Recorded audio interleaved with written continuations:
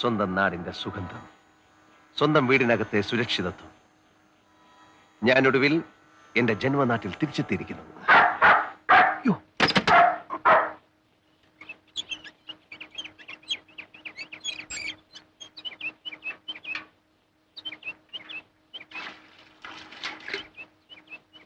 കൊണ്ടേ ഞാൻ കോരാ. ഓ, എഴുന്നള്ളിയോ? നേരം എത്രയായി? ആഫീസിൽ പോകുന്നല്ല വീട്ടു ജോലിക്ക് വരേണ്ടത്. നീ അടുക്കളയിലോട്ട് ഇത്തിരി പുട്ടും ദോശ ഉണ്ടാക്കിയേ. മുരളി ഇപ്പൊ കുളി കഴിഞ്ഞ് വരും. മുരളി വന്നോ? എന്തേ മുരളി എന്ന് കേട്ടപ്പോ ഒരു മുഖപ്രസാദം? അവൻ ആരാ, നിന്റെ കാമുകനോ? 6-7 കൊല്ലം ഗൾഫിൽ കഴിഞ്ഞവനാ. നോക്കിയേ, അവന്റെ മുമ്പിൽ ചെന്നൊന്ന് കുണിങ്ങാലുണ്ടല്ലോ. ഓ, ഒരു ശൃംഗാരി. ഇതാരാ ഇത്ര നേരത്തെ മുരളിക്ക് ചായ തന്നത്? ചെറുകേട്ടത്തി. ഓ, അതിതാ, ഇത് കുടിച്ചു. ഇതിൽ ഏലക്ക ഇട്ടിട്ടുണ്ട്. അയ്യോ, ഇതില് ഏലക്കയും ഗ്രാമ്പും ഇട്ടിട്ടുണ്ട്. നല്ല മനോഹരമായ നാടൻ ചായ. സത്യം പറഞ്ഞ ചെറിയേട്ടത്തിയുടെ കൈ കൊണ്ട് എന്തുണ്ടാക്കിയാലും നല്ല സ്വാദാ അല്ലേ വലിയേട്ടത്തി? ബാബുമോൻ 5th-ലായല്ലേ? ആയിട്ടെന്താ കാര്യം? സ്കൂളിലെ പിള്ളേരുമായി തല്ലും പിടിയും തന്നെയാ എന്നും. ആര്, ബാബുമോനോ? ബാബുമോൻ തന്നെ. ടീച്ചർമാർക്കൊന്നും കണ്ണെടുത്തിട്ടുണ്ടേ കണ്ടുകൂടാ. എന്റെ സുനിതയും സുധർമ്മൻ എന്തൊരച്ചടക്കവാ. പിള്ളേരാകുമ്പോ ഇച്ചിരി ചട്ടമ്പിത്തരമൊക്കെ വേണം, എങ്കിലേ ഒരു രസമുള്ളൂ. മുരളിക്ക് പലഹാരം എന്താ വേണ്ടേ?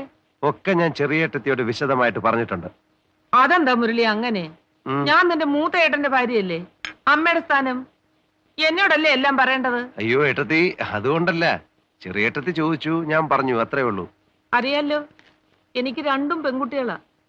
എന്റെ മൂത്ത മോനായിട്ടാണ് നിന്നെ ഞാൻ കരുതിയിരിക്കുന്നത്. നീ ദുബായിൽ പോയ അന്ന് തൊട്ട് എത്രയോ ദിവസങ്ങൾ ശരിക്കും ഞാൻ ഉറങ്ങിയിട്ടില്ല. എന്താ ഏട്ടത്തി ആ പഴയ നെഞ്ചുവേദന? അല്ല കുട്ടി, നീ പോയതിന്റെ അല്ല. എന്റെ മുരളി എത്ര നേരമായി ചായ തന്നിട്ട്? ദാ ഉമിക്കരി, ഈർക്കലി. ഉമിക്കരിയോ? ദുബായിക്കാരനോ? പേച്ചു തീർന്നെങ്കിൽ ഞാൻ തരാം മുരളി. പേശക മടുത്ത വലിയേട്ടത്തി. ഭൂലോകത്തിന്റെ ഏത് കോണിലായാലും നമുക്ക് നമ്മുടെ നാടൻ രീതികളെ പറ്റൂ. നാട്ടിൽ വരാറുള്ള പലരോടും പറഞ്ഞ് ഞാൻ ഈ ഉമിക്കരിയും ഈർക്കലും ദുബായിൽ എത്തിക്കാറുണ്ടായിരുന്നു. ഇതുവരെ ഞാൻ മലയാള തനിമ മറന്നിട്ടില്ല. ഇനി അമ്പലക്കുളത്തില് വിസ്തരി ചെന്ന് കുളിക്കണം. ചെറിയ തോർത്തിങ് എടുത്ത് അമ്പലക്കുളത്തിലെ വെള്ളത്തിന് ഭയങ്കര തണുപ്പാ. ഒരുപാട് നേരം വെള്ളത്തിൽ ഇറങ്ങി കിടക്കരുത്. നോക്ക്, എണ്ണ കുരുമുളക് ഇട്ട് മുറുക്കി വെച്ചിട്ടുണ്ട്. ഇത്തിരി നിറയെ വെക്കട്ടെ. വരൂ.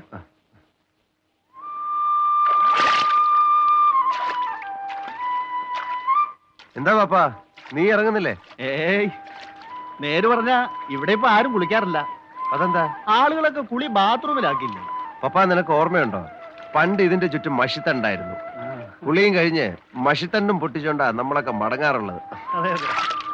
നമ്മുടെ ഗോപി ഹംസയൊക്കെ ഇപ്പൊ എന്ത് ചെയ്യുന്നു? ഗോപി റേഷൻ കട നടത്തുവാ. ഹംസയുടെ അറിഞ്ഞില്ലേ? ഇല്ല. എന്തു പറ്റി? അവനെ പോലീസ് പിടിച്ചു. അയ്യോ, എപ്പോ?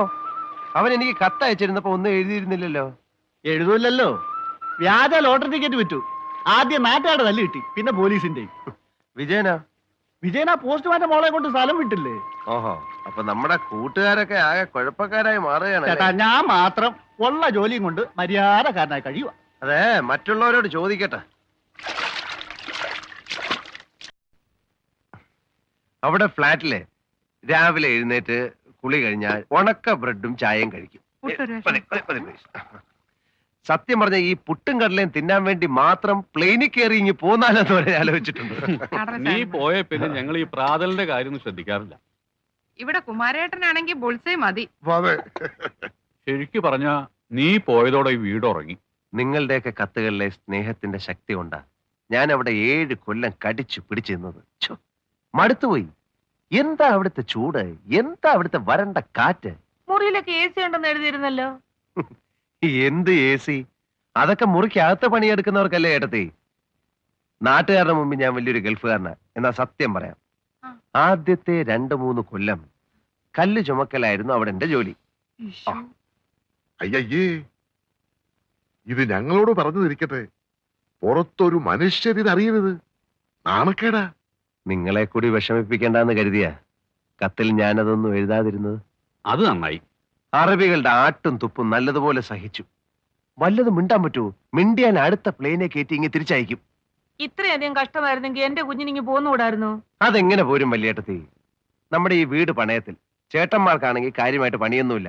ഇപ്പൊ നമ്മുടെ കുടുംബം ഒന്ന് കരപറ്റിയില്ലേ? വലിയൊരു ത്യാഗം തന്നെയാ നീ ചെയ്ത എന്റെ മുരളി.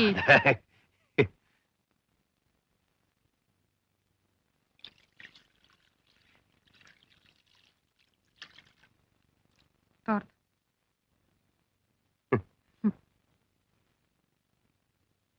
അതുകൊണ്ട് ഇനിയുള്ള കാലം ഇവിടെ തന്നെ കഴിയാമെന്നാ ഞാൻ വിചാരിക്കുന്നത്.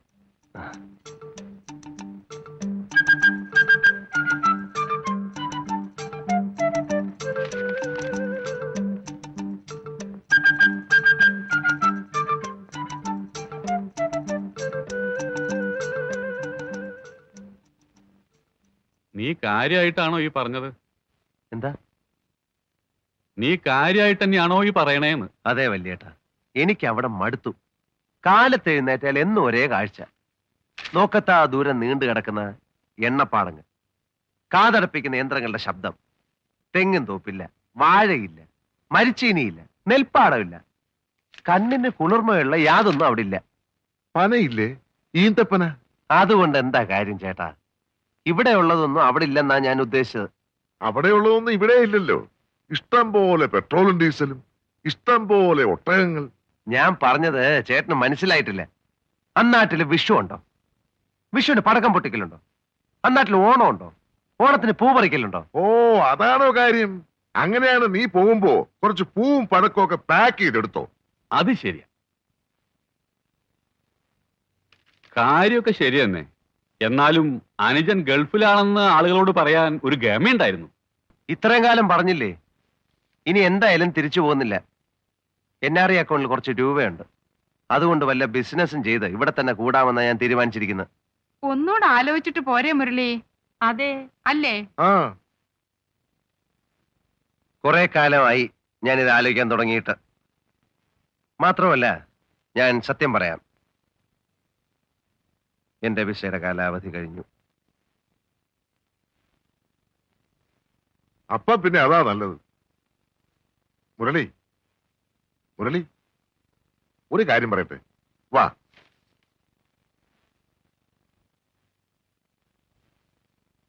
ഹലോ, പരിചയപ്പെടുത്തണ്ടല്ലോ, എന്റെ ഏറ്റവും പ്രിയപ്പെട്ട അനുജൻ മുരളീധരൻ.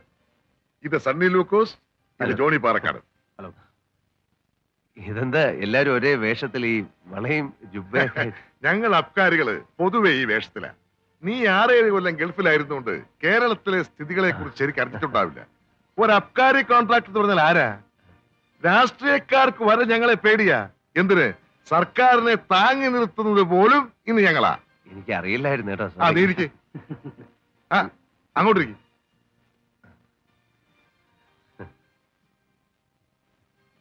വീട്ടിലാകുമ്പോ എല്ലാം തുറന്ന് സംസാരിക്കാൻ പറ്റില്ല. നിനക്ക് ഒരു കല്യാണമൊക്കെ കഴിക്കണ്ടേ?